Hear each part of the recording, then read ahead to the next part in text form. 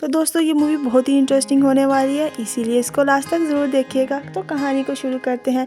शुरुआत में हम डैन नाम के एक आदमी को देखते हैं जो अपनी बेटी मोरी के साथ आराम से सोफे पर बैठकर एक फुटबॉल मैच देख रहा था, लेकिन तभी अचानक टीवी पर कुछ अजीब सा होने लगता है। मैच बीच में रुक जाता है क्योंकि अब फील्ड पर धुएं और बिजली का चमकता हुआ बादल दिखाई दे रहा था और अचानक इसमें से कई सारे फौजी बाहर आने लगते हैं। इनकी इंक्वायरी एक औरत कर रही थी जिसका नाम लियोनेट हार्ट था। इसने सभी को बताया कि वो साल 2051 यानी फ्यूचर से आई है।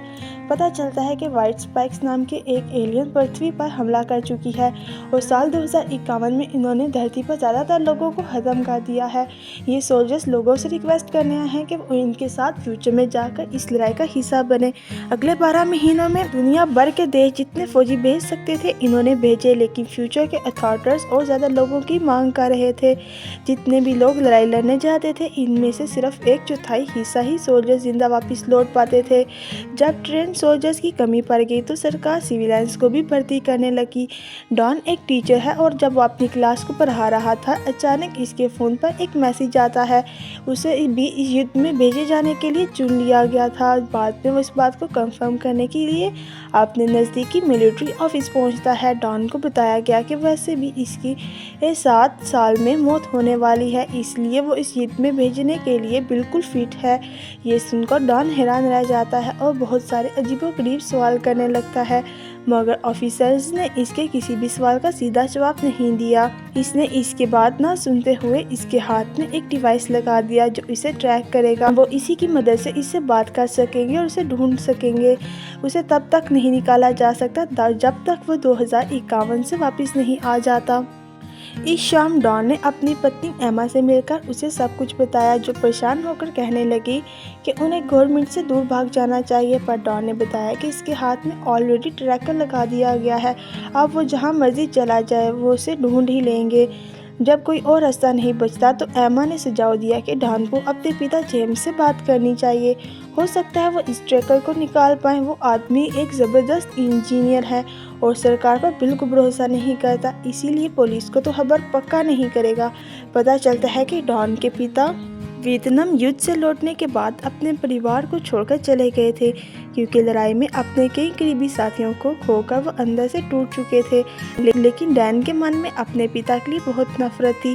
घर जाकर इसने देखा कि इसकी बेटी गार्डन में खेल रही थी। इसने झूठ बोलने की कोशिश की कि वो एक ट्रिप पर जा रहा है, लेकिन मूरी तुरंत ही समझ जाती है कि इसके पिता को इस युद्ध में जाने के लिए चुन लिया गया है। डॉन ने इससे वादा किया कि वो जिंदा वापस आएगा और फिर प्यार से गले लगा लिया। एक दिन बाद डॉन और बाकी नए रिक्रूट्स को हथियारों और फर्स्ट एड की ट्रेनिंग दी जाती है ताकि इनके जिंदा बचने के चांसेस बढ़ जाए। डैन की मुलाकात इन्वायरमेंटल साइंटिस्ट चार्ली और एक्स नेवी स्लीट डोरेन से भी हुई, जहां एक तरफ ज़्यादातर लोग इस युद्ध में जाने से बचना चाहते थे।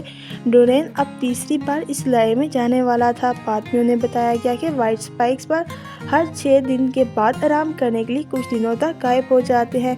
ये वही समय होता है जब नए सोल्जर्स फ्यूचर में भेजे जाते हैं और जो फौजी पहले से अपनी ड्यूटी कर रहे होते हैं उन्हें वापस बुला लिया जाता है।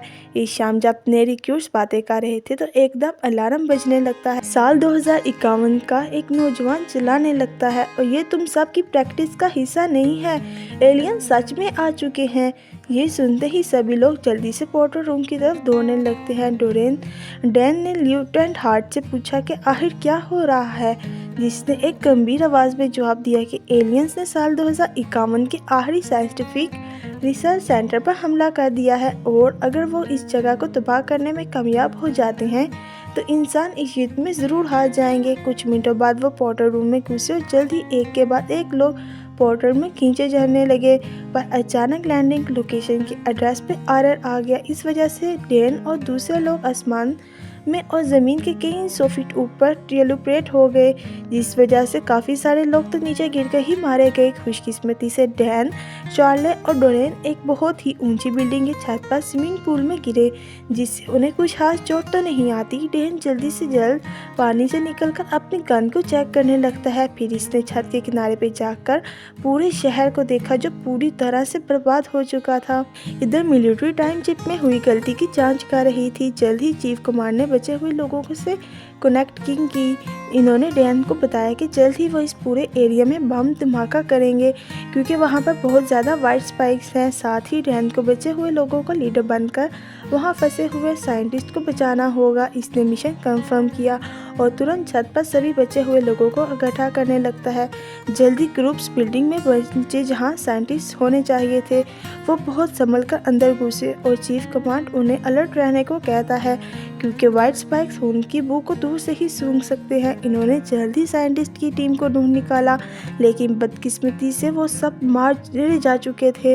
इसके बाद फौजियों को लैब और से हार्ड ड्राइव और बायो सैंपल्स लाने का ऑर्डर दिया गया ताकि इन साइंटिस्ट के हाथ लगी पूरी जानकारी उन्हें मिल जाए, क्योंकि ये साइंटिस्ट इन एलियंस को रोकने के तरीके पर ही काम कर रहे थे। जल्द ही डैन ने सैंपल्स ढूंढ निकाले पर तभी उसे पता चला कि फाइटर जेट 6 मिनट बाद इस पूरे इलाके में बम गिराने वाला है। डैन और इसकी टीम जल्दी से बिल्डिंग से बाहर निकलकर इमरजेंसी सीरियन तक पहुंच जाती है पर तभी कई वाइट स्पाइक्स ने ऊपर से आकर इन पर हमला कर दिया। डैन इनमें से एक को अकेला संभालने की कोशिश कर रहा था पर आखिर में डोरेन इसकी मदद करने के लिए आ गया। डोरेन पहले भी इससे लड़ चुका था और इसने बताया कि सिर्फ गर्दन और पेट पर ही गोली मारने का असर होगा, बाकी कहीं पर भी किसी हथियार का इन पर कोई असर नहीं होता। वो भी पागलों, इतनी ज़रूरी बात ये अब बता रहे हैं, इनको ट्रेनिंग में बतानी चाहिए थी। पागल कहीं के, इतने सारे लोग मरवा दिए बेफजूल। जब एयर स्ट्राइक में सिर्फ 3 मिनट बचे तो चीफ कमांड इनके लिए रेस्क्यू भेजता है। सभी लोगों ने मिलिट्री चिप्स को देखकर राहत की सांस ली और सोचने लगे कि कुछ देर के लिए तो चलो सेफ है, पर अचानक 3 वाइट स्पाइक्स ने वहां आकर सबको तबाह कर दिया। कई टीम मेंबर्स भागने की कोशिश करते हुए मारे गए। कुछ लोग ही देर में एयर स्ट्राइक शुरू हो गई थी और इनकी टीम, जिसमें अब सिर्फ 7 लोग बचे हैं, अपने आप को बचाने की कोशिश में लगे हैं। 2 सोल्जर्स खुद को कुर्बान कर देते हैं ताकि वाइट स्पाइक्स को रोक सकें। इससे बाकी बचे हुए 5 लोग समय पर वहां से निकलने में कामयाब हो जाते हैं। एक दिन बाद डैन चार्ले के पास एक मिलिट्री बेस में उठा। वो जल्द ही डोरेन से मिले। वहां उन्हें पता चला कि अब सिर्फ वो तीनों ही बचे हैं। डैन और डोरेन से इस वाइट क्लाउ के बारे में पूछा जो वो अपने गले में पहनता था। डोरेन ने बताया कि उसे 6 महीने बाद कैंसर से मरना है। ये उसे पता चला जब उसे पहली बार लड़ाई के लिए चुना गया। वो बार बार शिप में इसलिए चला जाता है क्योंकि वो हॉस्पिटल की किसी बेड के बजाय यहाँ पूरी इंसानियत को बचाते हुए मरना पसंद करेगा। खैर, जल्द ही डैन को चीफ कमांड के हेड ने मिलने के लिए बुलाया। चीफ कमांड ने हेड के तौर पर अपनी बेटी को देखकर इसकी खुशी का ठिकाना ही नहीं था।